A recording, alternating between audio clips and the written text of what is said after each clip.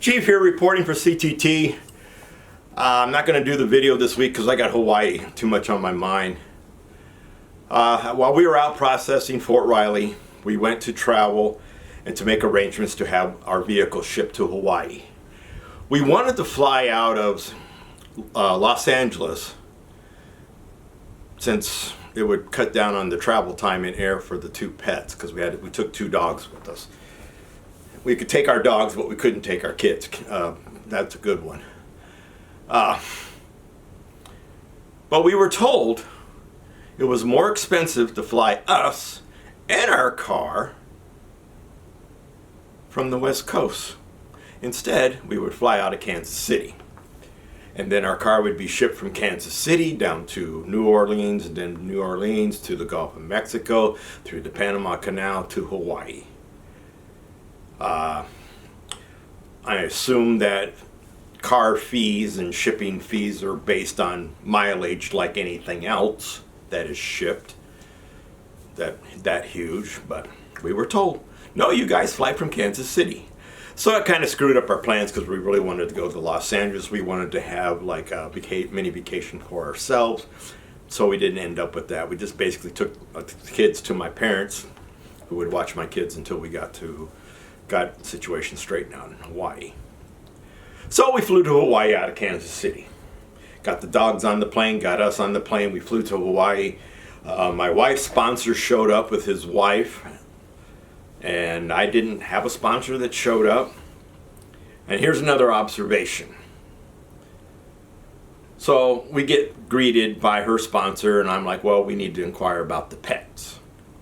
So I walk up to a local Hawaiian who's dressed in a uniform of the airport, and I look at him, and he kind of turns his head and looks at me, and I basically say, excuse me, we just landed. We are inquiring what is the status of our pets, our dogs. He's still staring at me. What? He finally says. I go, okay, excuse me. I said, I repeat my sentence over and over again, and he says, oh, got to inquire over there at that booth. They'll tell you all about your dogs. And actually, I think they even handed us some paperwork. But I was just quite surprised that I had to ask twice. I get a little agitated when people don't listen to you, especially when you're staring right at them and they're staring right back at you. So we get taken up to headquarters, sign in.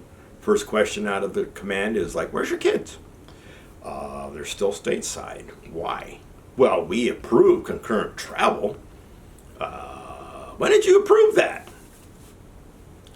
They looked in their records and found out they approved it after we had already signed out of Fort Riley, Kansas. And I basically wasn't trying to be a smart mouth or anything like that. I said we'd already been signed out of the unit, so their responsibility for us was over with. So they apologized. A lot of good that did. Our kids are still stateside. So we get into lodging. We get a nice place to stay. Well, while we also signed in, the command looks at my wife and says, oh, by the way, you've got a BNCOC date. And as a matter of fact, you're flying out in less than 2 weeks. And we're like, what? So taking care of getting a place to live and getting the car and getting our household goods delivered is all on me. Not that it really matters, but it was just shocking to get all that way there, then ship her back stateside.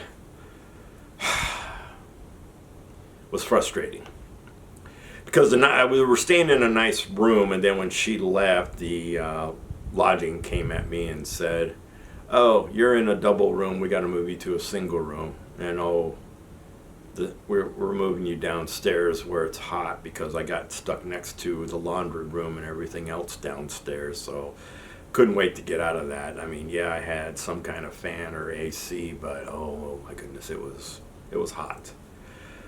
So I did find us a place to live, and then after I found a place to live, I think our car came pretty quick, which kind of surprised me because I needed it like ASAP. And we didn't ship it early. We weren't told that we could do something like that. We were just basically, well, plus remember, I didn't get my orders till December, so we needed our car to out-process anyway.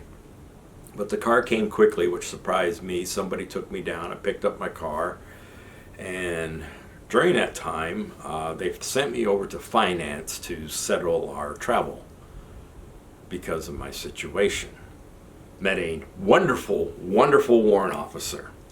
He sat there, he looked at the orders, and then he looked at the orders or the concurrent travel approval for my kids, and he said, "This is not your fault." He says, "Technically, we're supposed to make you pay to ship you back stateside, pick up your kids, and then have you pay for your kids' tickets since you didn't bring them with you on government orders." He says, "You're not doing that." He says, "I'm going to make sure that we pay for this." He said, "This is not your mistake." Real nice guy. I couldn't believe he could have that authority, but I guess he talked to his whoever was in charge of him, and basically told the story and got all the approvals that he needed. So my wife's still not here. Like I said, she got shipped off to school. So I basically got orders to pick up the kids, but it was just a turnaround. It's like go over there, pick up the kids, fly in one day, spend the night, and then fly out the very next day. Understandably, my situation is my daughter had just turned 2, and my son had not even turned 1 yet. So I basically got 2 babes in arms. But I got help flying out of Denver to LA because this is back in the day when people could could go to the gate to say goodbye to you. Not what we got today. And even back then with people saying goodbye to you, the concourses never seemed to be that crowded. There was like no lack of places to sit or stand, but now it's like, I can't believe the amount of travelers in a normal airport nowadays that are always crowded at the gate. Never experienced that, except when I flew to basic training, that much of a crowd. And of course that was the crowd of people saying goodbye to everybody that was getting on the plane. So my dad had tied a rope, which really helped, around the 2 car seats, because I had 2 car seats, had a diaper bag, I had my bag, I had a carry-on bag for myself, plus I had a suitcase that I packed for overnight, and plus all the kids' clothes in another suitcase or something like that. But of course, those went underneath, but the car seats had to come on the plane with me.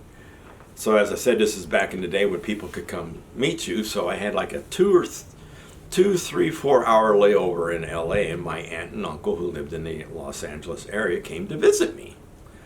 We sat there and talked, and like I said, the concourse was not crowded because my aunt and uncle sat, and we sat there and talked until it was time to get on the plane. But the LAX would not let my uncle help me carry my stuff onto the plane. So strapped one car seat over, strapped the other car seat over, picked up the diaper bag, picked on my carry-on bag because I didn't have room to put either on my backside, picked up my son who was less than 1 year old, had one free hand for my daughter, but we took about 3 steps and she wanted to be carried. So now I've got 2 kids in arms, and now I look like the bag lady or the trash lady from Labyrinth with all this stuff strapped on my backside. And of course I take up the whole walkway. I get to the plane, and then finally someone offers to help me. And of course it was the stewardess, because there was no way I was going to fit down the aisle with 2 car seats hanging off the side of me and 2 kids in my arms. So got my kids, and when I got back I started, I was already working before, but now because I was on swing shift, so now I'm working a swing. I didn't even make arrangements for a babysitter. Didn't even have time to find a babysitter at the time. So we had this female sergeant, another bear over, I do believe she was. She couldn't handle doing the job of the MOS. She couldn't handle the job. So they made her in charge of the, or not in charge of the staff, but they made her a staff personnel. Well, she came up with this brilliant idea. There was a vacant, or a building that wasn't being used at the foot of the tunnel to walk into work. So she wanted to turn it into a timeshare nursery. So you'd put your kids in this nursery and then you would have to pay that time back. So when I got my kids back, I was basically working my swing, having my 2 kids being watched by other parents that may have worked the day shift. Then I would sleep for an 8-hour shift with my 2 kids still there. Of course, that time was free because I was there to pay off some of the debt. And then when I explained this to my ex, she was like, say what? But by the time she gets back from BNCOC, this experiment had failed, and I'd already found a new babysitter because I was a zombie, because I was working a swing, working a mid, babysitting, and then going home, eating breakfast, getting cleaned up, and then basically getting ready to go back to work and put my kids back into this daycare 5 days out of the week. Wow. It was tough. So that's me a little bit alone. I found a nice place. We had a pool and everything. And we were only 2 houses over from the coastline of Eva Beach. Now, I was told that Eva Beach at one time was the so-called desert of Hawaii. It was the hottest part, supposedly, in Hawaii. It's on the southern coast, and it's also near where Pearl Harbor and all that is. But, of course, to get to Pearl Harbor, you got to drive, the long ways, because the entrance to Pearl Harbor is on the east side, not on the west side. And I lived on the west side of the island, or southwest part of the island. So it was a real nice place. It was only a 6-month contract, which was fortunate for me because disaster is going to happen, because working what I was doing, finally my spouse is coming home. I pick her up at the airport. First words kind of sort of out of her mouth are, "We are getting a divorce. I've found husband number 2. Like I said, I could have been at the schoolhouse teaching BNCOC, or could have went to Hawaii. We chose Hawaii. Like I said, I wonder what my life would have been like if we had gone to BNCOC to become instructors. Don't know. Just one of those crossroads, one of those fork in the road, where if you go down this path, that's going to happen to you. If you go down this path, life is going to do this to you. So that's my introduction to Hawaii. I'm not going to have a happy 3 years there, because it's nothing but a constant headache and being the bad husband, being portrayed as the bad, evil husband, former husband, I guess I should say. So that's it for this week. I'll work hopefully next week and get the video of my first sergeant speech, because you guys really need to hear it. It's the best speech I've ever heard in my 28 years. I was quite surprised by part of the speech. So this is Chief, signing out. Remember, freedom is not free. Thank a vet, hug a vet, kiss a vet. You know what you got to do. Chief out.